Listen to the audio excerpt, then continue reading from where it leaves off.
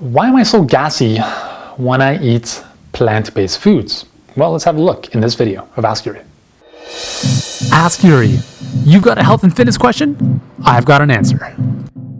Hey guys, how's it going? Yuri Elkaim here. I've got a question today from Derek, who asked me on my Facebook page.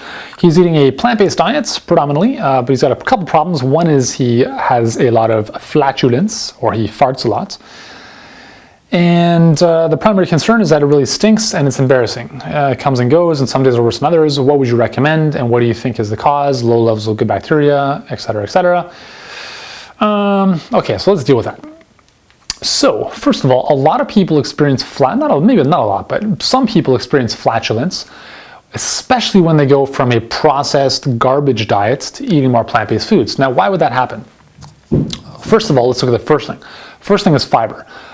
The human body does not have the enzyme cellulase, which works on cellulose, which is fiber.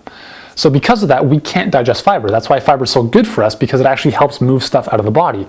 But if you start increasing your intake of fiber, then that becomes a bit of a digestive problem for a lot of people, because they actually get bloaty and gassy sometimes because they've got that digestive compromise. They can't actually digest it, and then, that's when they get gassy. So that's the first thing I would think about, is you're just increasing your intake of fiber, which kind of just makes things a little bit less comfortable than usual.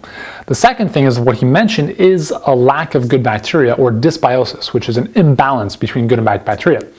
And that could very well be part of the problem. And I think I would actually assume that most people have dysbiosis based on working with so many people, and considering that so few of us get enough good bacteria in the form of fermented foods or even probiotic supplementation. So what are good bacteria? What do they do? Well, the good bacteria are essential, first of all, in keeping you healthy. 80% of your immune system is located around your gut. That's known as the gut-associated lymphoid tissue, or the GALT. So there's a huge communication channel between the bacteria in your gut and your immune system. So that's very important to understand. Secondly, bacteria, whether they be good or bad, or yeast or fungus and stuff, will complete digestion of specific foods, specifically carbohydrates. So if you have a lot of sugar, that's going to feed a lot of the candida type of yeast and all the bad bacteria. Okay, so you don't want to have too much sugar, because that's essentially feeding them what they want to eat.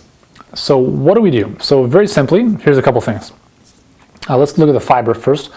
What you can do is you can juice more. Okay, so you can, instead of just having the whole food all the time, which is actually the best way to do it, but if you juice, you remove the fiber and you can get the nutrients right in. Okay, so if you juice, you can get some benefits, some tremendous benefits, without the flatulence that comes with all the fiber. Secondly, you can also look at making smoothies, so you contain the whole food, and which means you still have the fiber, but it's already kind of pre-digested. It's already pre-broken down, so your body, your digestive system doesn't have to work as hard to break that down. So that can become beneficial. Third is you may want to supplement with a digestive enzyme, which is actually very, very highly recommended from yours truly. There's a lot of different ones on the market. I'm not going to make any specific recommendation. I use ones from BioTrust. Their ProX, their Absorb Max is really good. They also have a really good probiotic called ProX 10. So digestively, the digestive enzymes can be very helpful, because they'll give your body additional enzymes to break down specific components. And third is you want to get some good bacteria into your body. I've been like going crazy with fermented foods. I've started to learn how to make my own kombucha. So I'm making kombucha. I'm literally going to open up my own microbrewery in my house, I think, of kombucha. It's going to be crazy. It's so good for you. We started doing kefir. It's really so simple to do. It's ridiculous.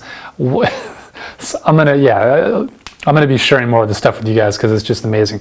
These fermented foods are loaded with living, healthy bacteria, and it's crazy the benefits that these have on your health.